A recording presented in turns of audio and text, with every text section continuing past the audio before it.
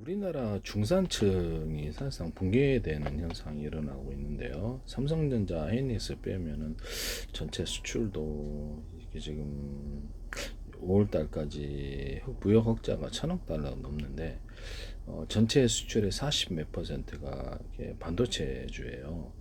근데 영업이익으로 따지면 90조 원이 1분기 삼성전자, 하이닉스가 얻었는데 약 600억 달러입니다. 근데 한 달 이렇게 그 3월 달까지 1분기 그러면 5월 달까지 2분기까지 두 개월이 더 합해지면은 사실상 1,000억 달러라는 소리인데 거의 대부분의 영업이익이 반도체주에서 나오고 나머지는 다 죽어 쓰고 있다라는 것이 현실입니다. 나머지도 잘 되면 1,500억 달러 이렇게 돼야 되는데요.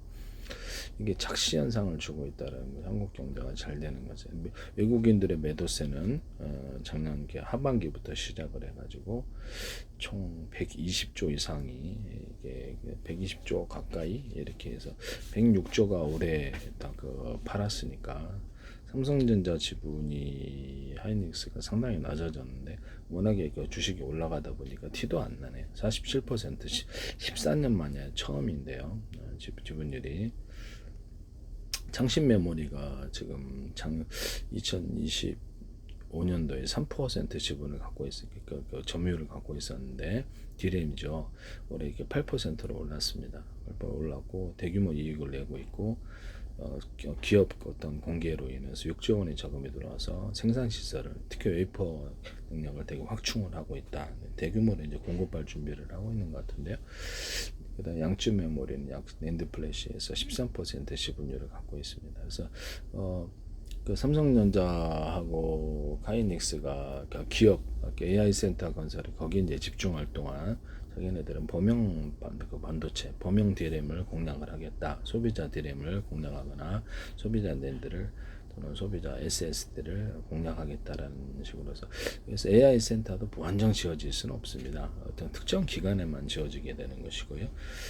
그렇게 되면 더 이상 주문이 딱 끊기게 되는 이런 현상이 일어난다. 범용 반도체를 자기네들의 시장을 노리겠다 이런 생각을 갖고 있는 것 같아요. 스마트폰 꼴 날까봐 좀 걱정이 됩니다. 한국 주식에 대해서 한국의 외국인들이 사실상 매도냐 그러면 매도 우위입니다. 엄청나게 팔아대고 있고요. 그래서 외국인들이 팔거나 아니면 그 기관이 그 외국인 기관 뭐 개미밖에 없죠.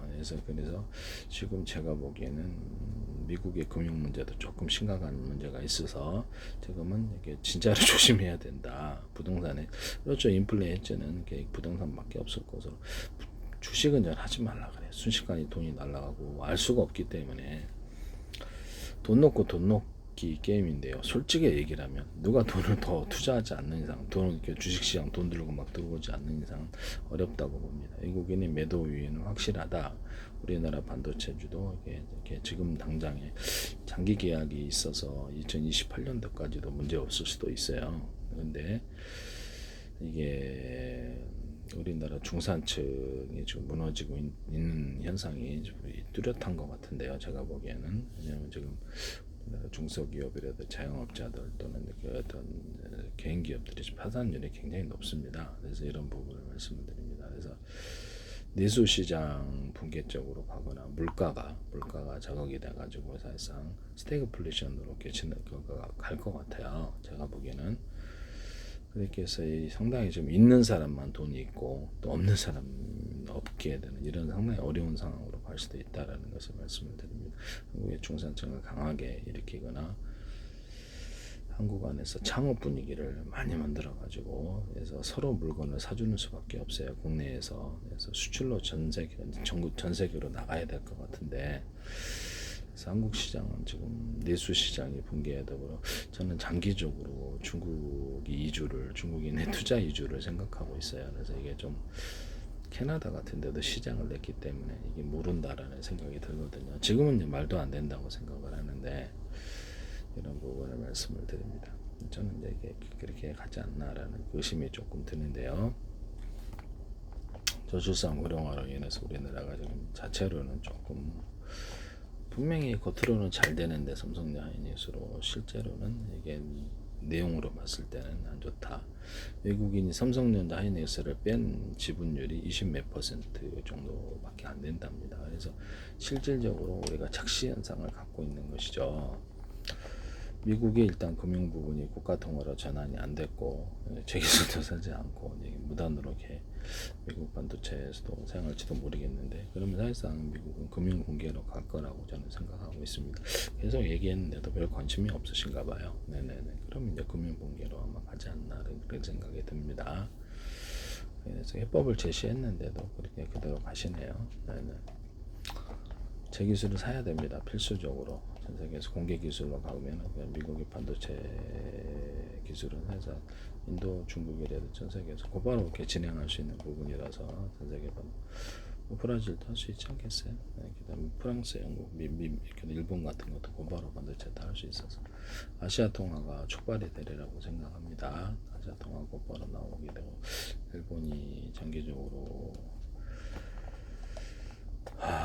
참여하지 않을까라고 생각하고 있습니다. 아시아 동안은 저기 동남아시아 쪽에서 먼저 이렇게 미국 미달러가 이렇게 어려워지게 되면 왜 그렇게 하냐면 전 세계 중앙은행에서 미달러 국채 어떤 비중을 22%가 가지고 있고요.